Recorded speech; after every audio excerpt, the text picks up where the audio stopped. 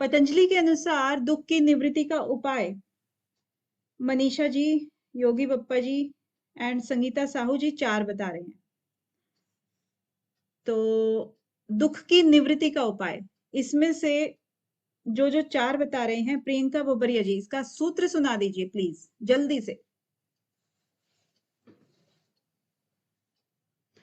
जल्दी से, देर नहीं करनी है। प्रियंका जी, कोई प्रॉब्लम है?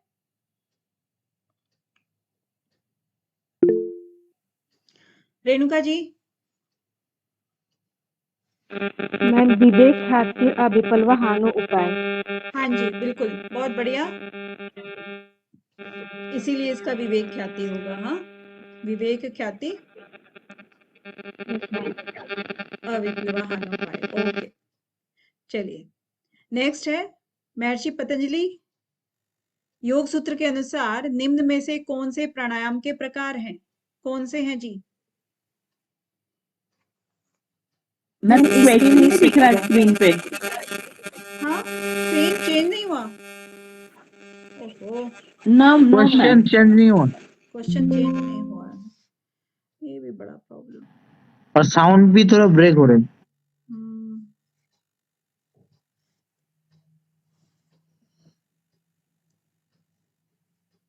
अब हुआ?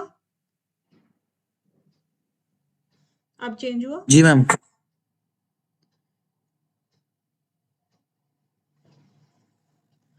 यस मैम, हो गया। तो क्या है आपका बाह्य अभ्यंतर विषयाक्षेपी? 4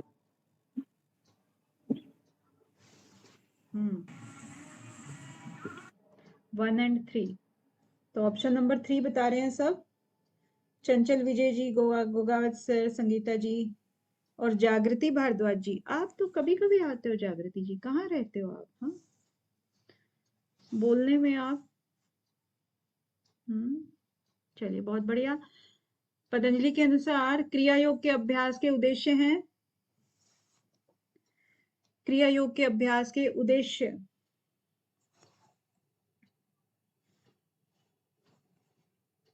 कोई एक बता दें। सारिका जी, सागर जी, बोल करके बताएंगे जो। समाधि भावना और क्लेश का तनुकरण मैम। अरे वाह, बहुत बढ़िया सागर जी, समाधि की भावना और कलेशों का तनुकरण, बहुत बढ़िया। कौन सा सूत्र है सागर जी? है सेकंड वाला है मैम, सब समाधि भावनार्थ क्लेश तनुकरणार्थश्च। अच्छा, सेकंड वाला है, एक ये और आपने कहा एक ये, ठीक है ना? यही हुआ, समाधि की भावना और कलेशों का तनुकरण। तो ये आ जाता है बी एंड डी, बढ़िया। चलिए, और इसके बाद है ये थोड़ा सा कुछ कुछ, इसको आप लगाइए यहाँ पर एक के इधर, ठीक है? कलेश के आगे ये अनवस्थित तत्व यहाँ पर है, और यहाँ है अंग में जयत्व।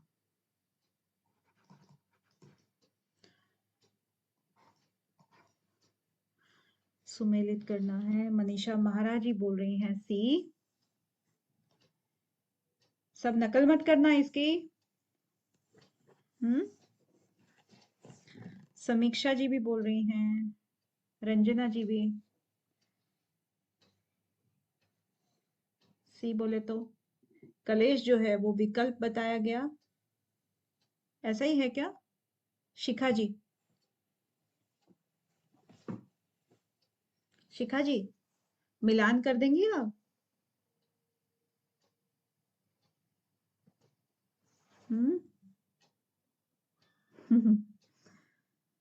कोई बात नहीं, ज्यादातर बच्चे पता है लाइब्रेरी में रहते हैं, और मुझे ये समझ नहीं आता कि लाइब्रेरी में वो पढ़ते कैसे हैं। ध्यान तो इनका यहाँ रहता है, तो इससे अच्छा बाहर ही आ जाएं इंटरेक्शन करने के लिए। तो कलेश जो है आपका हो गया विकल्प, चित्त वृत्ति जो है वो क्या हो गई? अस्मिता, क्या बोला आपने? मैम क्लेश अस्मिता होगा ना। मैम क्लेश अस्मिता। अच्छा, तो बोले ना अभी आप। बढ़िया बढ़िया, ऐसे ही सही। चलो, यूं तो बोलेंगे। तो कलेश आपका हो गया अस्मिता, चित्तवृत्ति हो गया विकल्प। ये ऐसे ऐसे। सहभुआ आपका हो और गया सहभूत हो गया अंग में अंगमेजयत्व, जत्व। और अंग में अंतराय जय। आपका अनवस्थित तत्व। तो क्लियर है आपको कि कलेश कौन कौन से हैं? कलेश कौन कौन से हैं मनीषा महाराज जी? अविद्या अविद्या अस्मिता राग द्वेष अभिनिवेश कलेश। Very nice. और कलेश के बाद इसमें और क्या आया है? अंग में जयत्व, नहीं चित्तवृत्ति है फिलहाल ये। चित्तवृत्ति कौन कौन सी हैं लकी जी या सागर जी? चित्तवृत्तियां। मैडम चित्तवृत्ति है विकल्प विकल्प विकल्प। नहीं नहीं, कंप्लीट कंप्लीट कौन कौन सी हैं, कितनी हैं? विकल्प निद्रा स्मृति मैम। हाँ, इसके उपाय क्या हैं? यस मैम, यही है सेम। उपाय क्या है चित्तवृत्तियों को? एक तत्व अभ्यास, एक तत्व अभ्यास मैम। हाँ, लकी जी ठीक कह रहे हैं क्या सागर जी? मैम अभ्यास वैराग्य। मैम Sorry, ठीक कह रहे हैं मैम, एक sorry. अभ्यास से हम चित्त करके वो होगा। हाँ, एक तत्व अभ्यास Sorry, या ma'am, फिर sorry, अभ्यास sorry. वैराग्य? अभ्यास और अभ्यास वैराग्य मैम। हाँ, यस। तो यही चीजें आपको ध्यान रखनी है। कलेशों का अलग है और चित्तवृत्तियों का अलग उपाय है। चित्तवृत्ति का तुरंत तुरंत नहीं दिया हुआ है 12वें सूत्र में। कौन सी सूत्र संख्या है देखो? मैंने खुद ही बता दिया।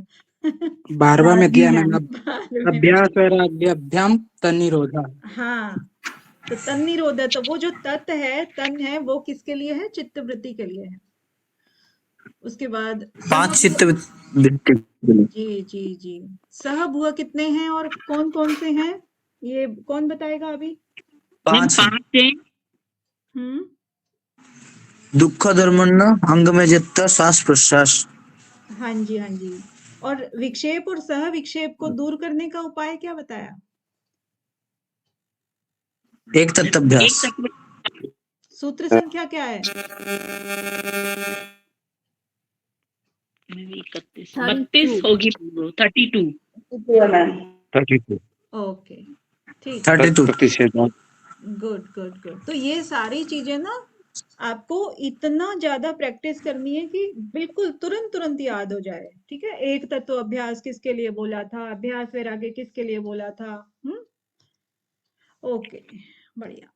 अब एक आता है अभिकथन कथन है। क्रिया योग से कलेश की निवृत्ति होती है जिससे समाधि प्राप्त होती है। तब स्वाध्याय ईश्वर प्रणिधान समाधि प्राप्ति हेतु क्रिया योग के शक्तिशाली साधन है।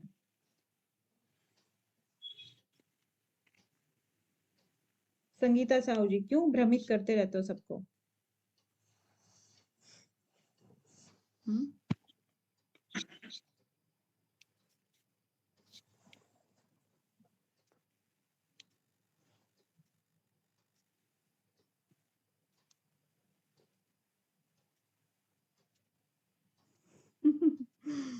रेलगाड़ी चल पड़ती है।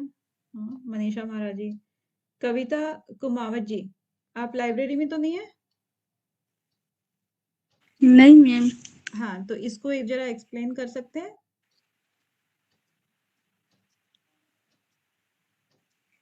तब स्वाध्याय ईश्वर प्राणिदान क्रिया योग है। एक्सप्लेन मतलब? क्रिया योग से समाधि की प्राप्ति होती है। क्रिया योग से समाधि की प्राप्ति होती है और कलेशों को तनु किया जाता है। अच्छा, तो क्रिया योग से कलेशों की निवृत्ति हो जाती है और समाधि प्राप्त होती है। तप स्वाध्याय और ईश्वर प्रणिधान समाधि प्राप्ति हेतु क्रिया योग के शक्तिशाली साधन है। तो ये दोनों ठीक है क्या? हाँ। अच्छा, पक्का ठीक है? हाँ हाँ ठीक है। ठीक है। ओके, बढ़िया। तो ये जो ये था हमारा, ये समाधि पाद का है कि साधन पाद का है?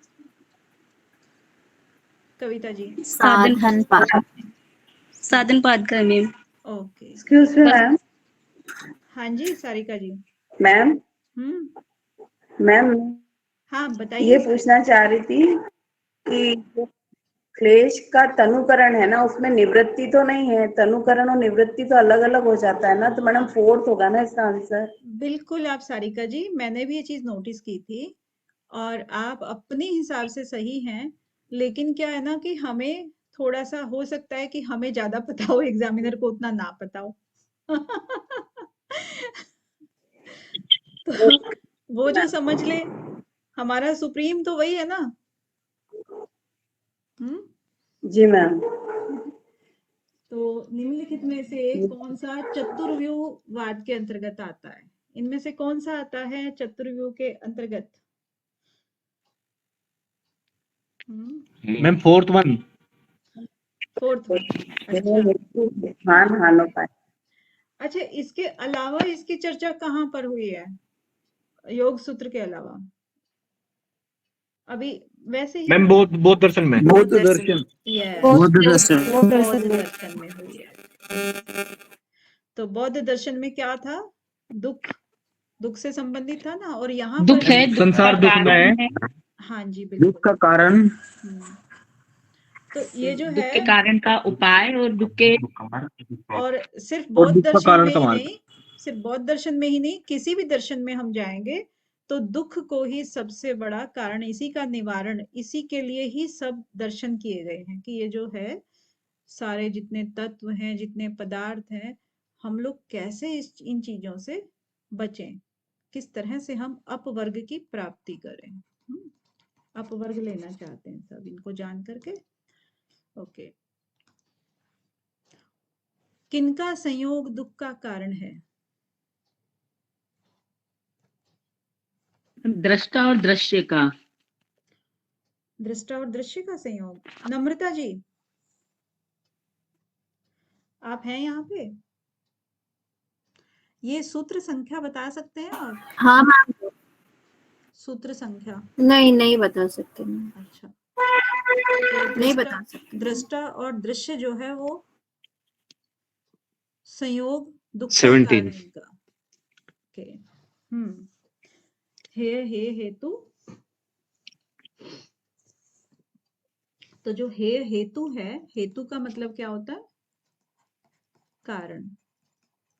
दृष्टा दृश्य संयोगो हे हेतु। ठीक है, तो ये आपको सूत्र संख्या कम से कम इन चार की तो जरूर, और वैसे तो खैर सबकी ही रखनी है, लेकिन इन चार की भी रखनी है। बहुत ही ज्यादा प्रोबेबिलिटी होती है कि इनमें से क्वेश्चन बन जाए। सर्वरत्नोपस्थानम किसका परिणाम है? किसका परिणाम है? अस्तेय का। अस्तेय का। ठीक है, प्रत्याहार का क्या होता है? प्रत्याहार क्या चीज है?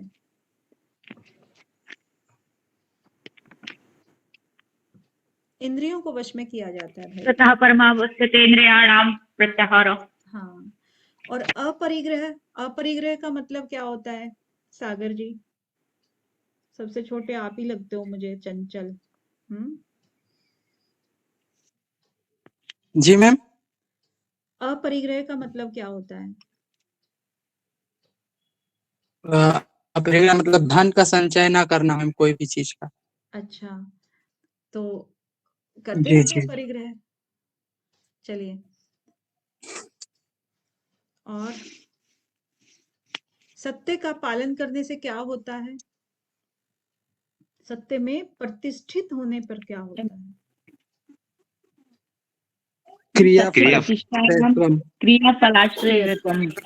क्रियाफल। हाँ, जो भी वो कहेगा ना, सत्य का भाषण मतलब अब उसकी जीभ जो है ना, जो भी कहेगी वो सत्य हो जाएगा, तो वो फल देने लगता है। अब चाहे वो किसी भी तरह का, तो ऐसे इंसान के सामने जिसका जो सिद्धि कर चुका हो सत्य की, उसके सामने हमेशा ही अच्छा ही बन के रहना, नहीं तो पता नहीं कब श्राप दे देंगे। हाँ, इसको वाक सिद्धि बोलते हैं। हाँ, वाक सिद्धि। चलिए ठीक है, आज के लिए इतना ही, फिर कल मिलते हैं।